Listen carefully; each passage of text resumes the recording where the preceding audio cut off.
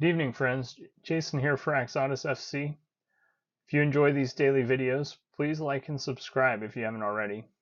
So I'm changing things up, trying something different tonight, as it was one of my daughter's birthdays today, and we had a bunch of family over to celebrate.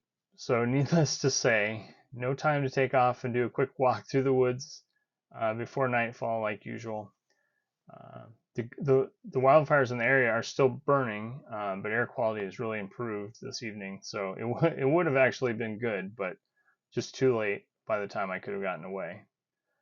And yeah, so I can actually see Mount Spokane from my house right now, so for the first time in several days. So that's encouraging.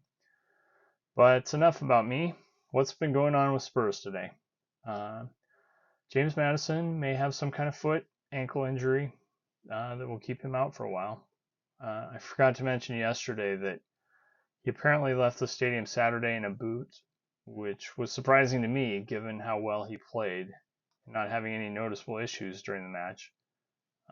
Apparently, he had a scan today and will be going up for a follow up one tomorrow, which doesn't sound good at all. But we haven't really heard, further details. Lo Celso seems like the obvious guy to step in if Maddison can't play. Uh, and based on the preseason, I do want to see what Gio can do in that role, at least once before we commit to selling him. Um, so, yeah, we'll see what happens. Fingers crossed on that one. On a much happier Maddison related note, he put out a video of the really cool custom mural he had commissioned to paint of himself and his three kids for his personal box at the stadium, and it looked amazing. Uh, I've got to say, I've been pretty impressed with Maddison's social media game since he joined Spurs. He just comes across as a really good guy, and I totally can see why he's a vice captain now as well. Just yeah, tremendous signing for us.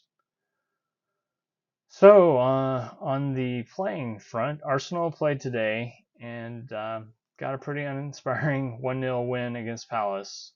I didn't watch, but apparently it came down to a penalty which Odegaard put away for the win. So as expected, it's Brighton City and Arsenal at the top of the table now. That's really all I'm going to say about that for now. We'll revisit the table in a few weeks when we've got more data points and it's worth talking about. One thing I don't think I've talked about too much, maybe once or twice so far, is Wrexham. Uh, but like a ton of Americans, I'm a big fan of the Welcome to Wrexham documentary.